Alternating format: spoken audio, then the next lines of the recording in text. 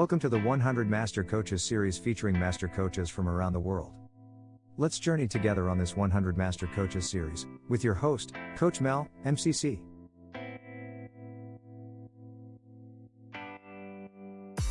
Today's master coach is Kathy Tracey. Through coaching and facilitating teams and leaders, she aims to create greater partnerships between people, enhancing emotional intelligence, and building healthy, happy, productive workplaces. Now on to the show. Welcome to the 100 Master Coaches. This is Coach Mel, or Mel as everyone calls me. And today I have a special guest. Her name is Kathy, and she comes from Wellington, New Zealand. Welcome, Kathy, to the program. Thank you, Mel. It's great to be here. So we're going to just jump in to the first question, Kathy. Let's talk about your coaching story. How did it all begin for you? Well, I trained as a social worker in my early career. So I'd been in the field of helping people in various ways. And I transitioned into training social workers and doing social work supervision after about 10 years in the field. And then I set up my own business doing management development, and it all kind of, seemed to be a journey that just followed along, and it all rolled into each other. And because I was doing management development, then people asked me to do coaching. And I thought, oh yeah, I'm sure that will be fine. I have no idea what that is. And then I went and found some training and found that all my social work and communications, the psychology, the sociology, all of that training had just come in really, really useful. And so coaching felt like just a natural progression for me. Wow. What could be the difference that you would say working with the two different groups of people? I think the main difference is that when you're in a social work role, you have a particular, there's particular things that you have to take heed of with the law and the reason that you might be interacting with people. But in terms of getting people to solve their own problems, in terms of exploring what's going on for people, in terms of their patterns of behavior, those kinds of things are the same. Just the context is different. So how many years have you been a coach? So I would say 30. Ooh, okay. Yeah, before it became a thing almost. And yes. Yeah, so certainly I was doing one-to-one working, using coaching models. It wasn't until sometime later that I then did some qualifications specifically in coaching and joined the ICF. And I was living in Europe at the time, and I also joined the EMCC. And started to understand more about professionalism in coaching, started to get supervision in coaching. So and it again unfolded, and I just kept learning and kept trying to find out more and experiment with different things and work out what worked for my clients, do a bit more of that, so that kind of approach really. But let's move on to the second question. In your first 5 years of setting that business, right, as a coach, what was some of that, ups and downs that you faced? Would you like to share some? Yeah, I think for me, the first 5 years, bearing in mind it was quite a while ago, was I'd have clients who would quite happily buy training. So they'd buy a management development package or, the sort of more classroomy traditional stuff. Yeah.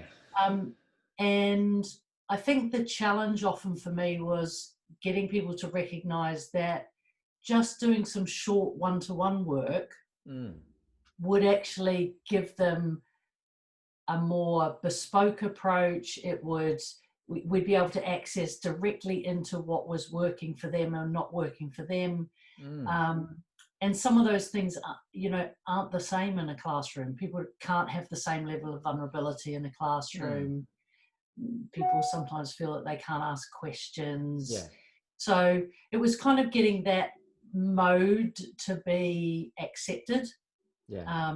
I think that was good. One of the things that I really loved, and I thought was probably one of my biggest early successes, was when I realized that instead of kind of trying to sell the process, that what I needed to do was sell the outcome. So not to tell people that, this is coaching and this is how coaching works and, all that stuff, but actually to say to them, do you want to be more effective as a leader? Yes, that's right. No, I'm sure everyone said yes.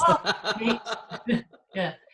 So, and then like packaging that up so that people would come for training, and then everybody on that course would have individual coaching that went with it, and that it was all part of it. It wasn't something different. It wasn't something just you were doing. It was something everybody did, but they all got their own series of coaching sessions at the end.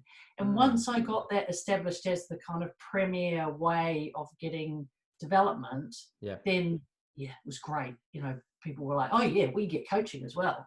And then it was, a thing to be sought after rather than, something odd. Yeah. What would be one of the opposite of that, in that sense of you were trying to find your way through that 5 years so that our audience could take in that learning as well? What to avoid? I think, it is that thing about selling the process. I think I lost quite a few clients potentially on, because I'd get very excited. I'd go on some sort of, coaching thing, and I'd learn some new process, and then I'd come back and I'd try and sell them, Got it. The 7 steps to authenticity or something. And, they'd kind of look at me blankly and go, what's she talking about? And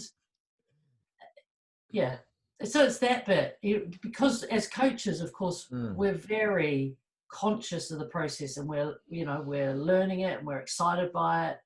But actually that's not what people are buying as a business. Really, it's outcomes. So what do I do for people, or what is it that you're going to get? And of course, what I do is not that important to the person on the other end of it. It's really what they get. Absolutely. You go and buy a tire, you don't care about, I mean, you might ecologically care about, who's made it, but you don't really. You go, the tire fits my car, I'd like to have that one. Preferably not too expensive, That doesn't apply to coaching though, Mel. Yes, I was about to say. I was having a moment there. I'm like, oh, I gotta say that. Thank you for saying that, Kathy. Although we're not the most expensive of things, and yet we are probably the most effective of things. That's just my thoughts anyway. I'll go Kathy, with that. what would be the bravest thing that you have done as a coach? As a coach, I think most of the time I'm feeling brave when I ask the difficult question, where I've got a client who, is very senior, who's maybe very well respected in their field. I used to coach a lot of lawyers and accountants at partnership level. And I will tell you, at first, lawyers can be quite scary. But what I learned over the years is the difficult questions are the ones they're really paying you the money for. They're the money questions. They're the ones that make them stop and go, oh, I hadn't thought about it like that. That's right. So I think that there's probably some stuff in there about just being brave. And I think being brave in your coaching is really important. And of course, my most brave thing is rowing across the Atlantic. Would you like to tell us more about that wonderful expedition? Sure. I mean, it's a long story with I do quite a lot of public speaking around it, and talking about getting yourself out of your comfort zone, which, as you can imagine, there's plenty of material for that kind of stuff. I mean, there was 4 of us, so it was 4 women, and we're the first ever women to row unsupported across the Atlantic. Wow. So that means we had to take every single thing that we needed with us. We couldn't get, food or water or anything from anybody, or else we would be disqualified from the race. And we had the worst weather on record for that time of year since records had begun. Okay. So it was fierce, and it was the waves were huge, unbelievably enormous, and Can't imagine. So it was a real adventure. We all got through it in, I won't say one piece, various pieces. But we all came out still talking to each other, and having had the most fabulous adventure. So it was pretty amazing. I'm just blown away with that. Not just because it's a long journey, and not just because it's women, but because it's you against is nature, right? Nature is so unpredictable, and we talk about obviously the unpredictability of our times these days. You kind of like probably didn't know what's going to be thrown at you over the next day. Absolutely not. Not sure I would have gone if I had known that. No turning back. It's one of those, right? Yeah. It's like, let's just go ahead. Just go ahead. Well done. Well done.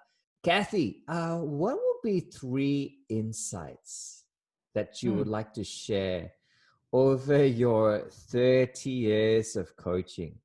Yeah. So I took a bit of time over this question. So the first thing that popped into my head when I saw this question was, the best service you can give somebody is to take a stance of not knowing. And that's something I learned over the years. And what I mean by that is, kind of letting go of your ego, allowing people to bring what they bring with their context, with their resources, with what they've got. And not trying to, enforce some solution that might work for me or for someone else, So, and really doing them service by being in that state of, kind of creative void, I think is how it's often described. So I think that stance of not knowing is really, really important. So that's my first one. Wow, nice.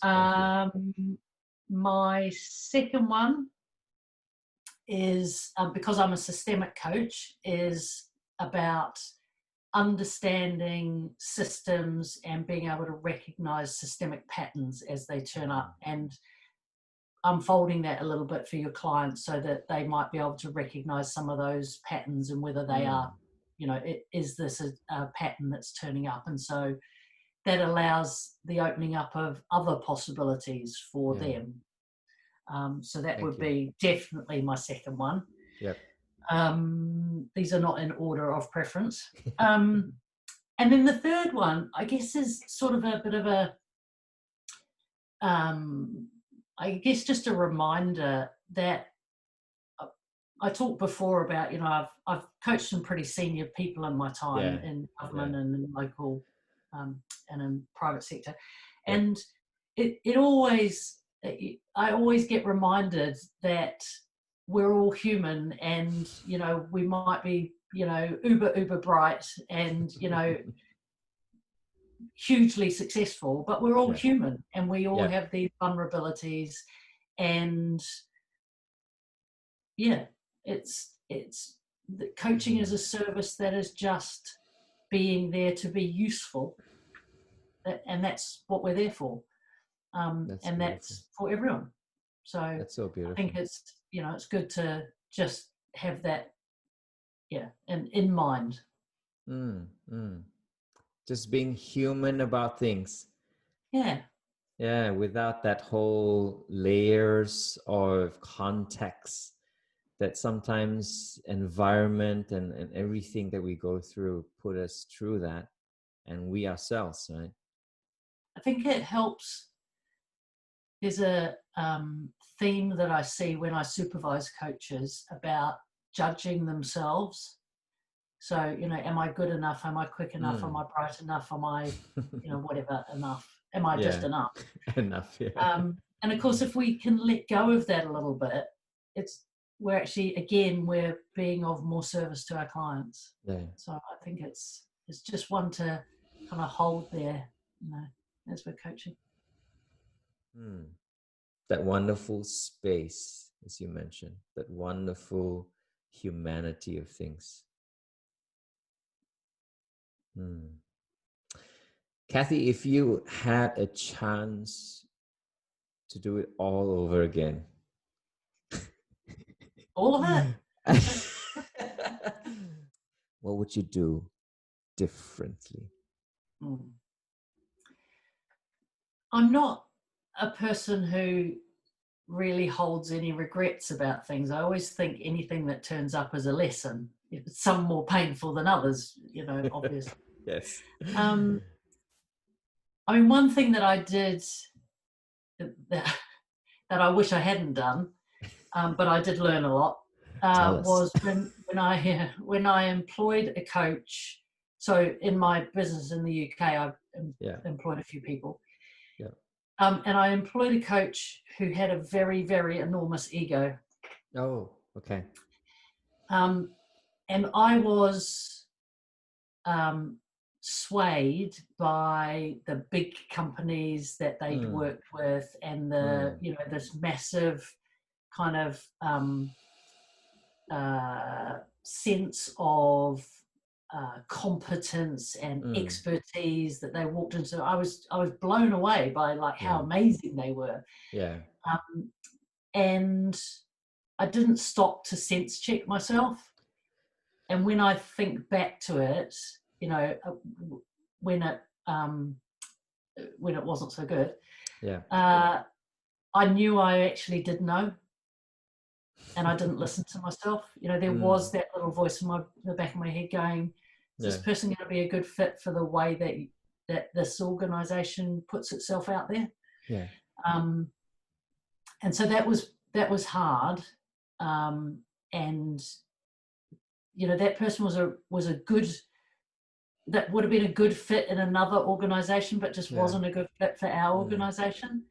So it wasn't about that person so much as me listening to, you know, what I did know, but I got kind of a bit overwhelmed by how amazingly awesome they appeared to be. Yeah. So, and yet, of course, it just didn't fit with us. So it was really interesting, and it was hard to deal with, and it was quite tough, to be honest. So, yeah, I don't know. What's the lesson? Listen to your inner voice, check it out, you know, and sometimes you'll be right. And then the other thing is think about, you know, what's right for the organisation as well as the person and the role and the, you know, so it's just kind of thinking about all the different systems that person will impact on and how that will turn up. So. You know, I just want to say this, Kathy. I feel that you, as you said, you knew it, and yet I think you wanted to believe in that human potential as well as a coach, right? Yeah, absolutely. Yeah. So I think you did what you did, right? And yeah, it turned out a certain way. And it's still beautiful. I just wanted to affirm that back to you because thank you. You believed in that person's human potential and saw the best out of things. Yeah. So that's what we do as coaches, don't we? And it sometimes do get us into trouble. Oh my gosh. We live in in a extremely fast-paced world, and it's just becoming more and more unpredictable. So this next question is about that. In your mind's eye, what do you think that whole future of coaching is going to look like, sound like, be like? Well, with my crystal ball. Here we go. Here we go. So there's a couple of things that occur to me. I think that we are going to continue to see the professionalization of coaching. And I guess I particularly see that because of having lived in Europe for many years and then coming back to New Zealand. You know, I see the way that things have progressed over there, and I think we are on a similar trajectory. So I think that we will see more coaching. I think we'll see it where people are asking for credentialed coaches, that it will become more the norm, that organisations in particular will say, we will employ coaches and we want them at this level. So I think that will be part of it. And I think, I mean, the other thing for me is just personally, I'm going on a slightly different journey. I've decided that I'm going to start doing coaching retreats. So I'm actually building at the moment, and we're going to be running coaching retreats for people who run their own businesses. Oh, wow. Yeah. That's so beautiful. Yeah, so I think that's going to be, we're building out by the coast, and so I think it's an opportunity to do something a little bit different with it, bring people for a few days, give them some really structured thinking space, so I'm developing my own coaching kind of that fits around how I want my life to be and how I can offer service in a way that's going to be hopefully useful. So definitely useful. I was about to say, Kathy, you know, we'll be able to have the privilege to have you and your team lead us as we're part of the Australasia chapter of ICF. That comes in the new year, September. So it's a privilege to have that future of coaching with you and your magnificent team. I just want to say that. Well, I hope that we give a good service, and I'm looking forward to the year sitting in that role. But it's very much we're all holding it for whoever comes next. So it'll be an interesting year, and we'll see what happens in the world over the next year. Yeah, that will be exciting. One thing we do know is we don't know. 2 more questions to go.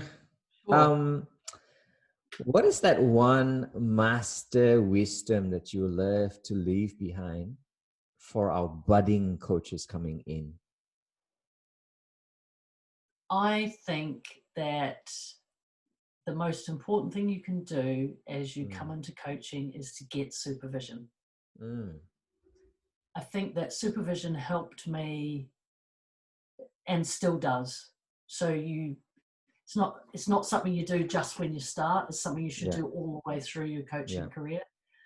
I think that you should try different supervisors. You'll get different things from different people. It helps to keep you professional. It helps to keep you ethically sound. It helps to keep you on the learning edge of your practice all the time. I think it's invaluable. So that would be and it doesn't matter if it's group coaching, if you're just starting out and you can't afford to get a supervisor, that's okay. Do some ICF group coaching, which, there's some free ones around, peer coaching, but from time to time, dip into some other things as you can. I just think it's critical.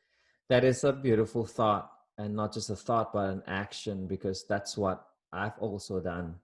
I totally believe in that, as we need to have our peers with us and also people who have gone before us to walk with us. And I think that's beautiful. Wow. As coaches, we ask wonderful questions, and so I will give you this opportunity to ask your powerful question for the audience today. What will be that question?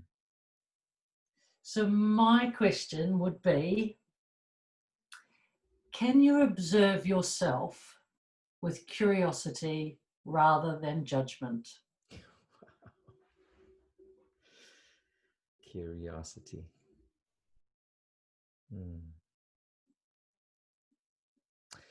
giving that space to everyone out there, and Kathy will repeat that question one more time. Can you observe yourself with curiosity rather than judgment?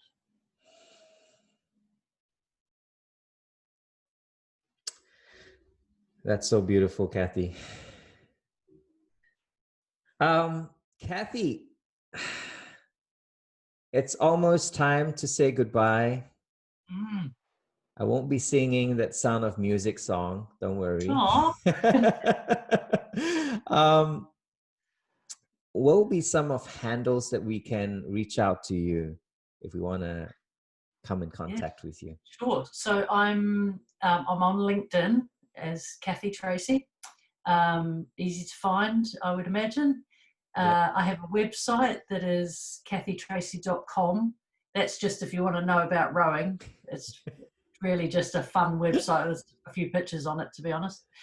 And then my business is called Thinking Spaces. So it's our website is www.thinkingspaces.org.